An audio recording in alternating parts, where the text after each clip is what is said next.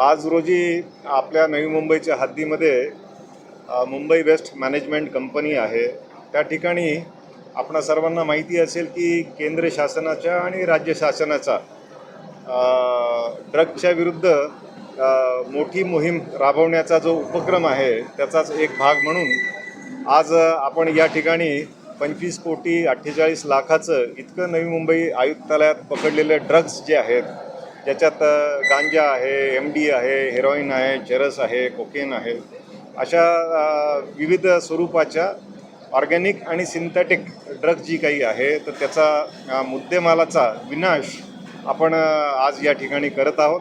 या संदर्भाने शासनाची एक कमिटी आहे, त्या कमिटीच्या माध्यमातून या ड्रग्सच्या डिस्पोजलच्या संदर्भाने नियम बनवण्यात आलेले आहेत आणि त्या नियमांचं पालन करून या ठिकाणी आज ड्रग्सचं डिस्पोजल होत आहे.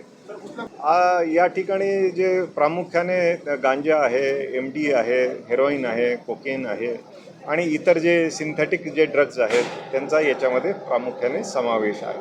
आपणा सर्वांना कल्पना आहे की गेल्या वर्षी आपण नशामुक्त नवी मुंबई नावाचा प्रकल्प उपक्रम आपण चालू केला होता आणि या उपक्रमाच्या माध्यमातून जी तरुण पिढी आहे त्यांना या ड्रग्सच्या मेनसपासून मुक्त करायचं आणि समाज व्यवस्था आणि सामाजिक आरोग्य हे अधिक सुदृढ करायचं, याच्या दृष्टीने आपण पावलं उचललेली आहेत.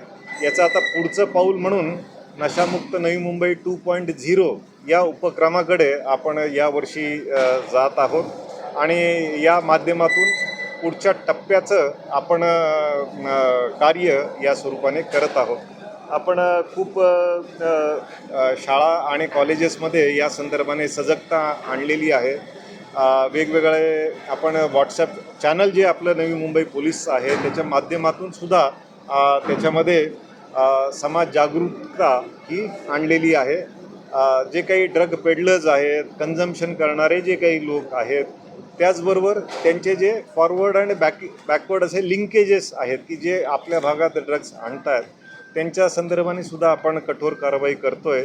यावर्षी आपण पहिल्यांदाच नवी मुंबईच्या इतिहासामध्ये एका केसमध्ये आपण MCOC सारख्या कडक कायद्याची सुद्धा आपण अंमलबजावणी केलेली आहे आणि काही जे त्यात बसणारे जे काही सवयीचे गुन्हेगार आहेत त्यांच्याविरुद्ध आपण PIT NDPS अशी एक स्थानबद्ध त्यांना करण्याची आणि त्यांच्याविरुद्ध कारवाईसुद्धा करण्याचं योजलेलं आहे.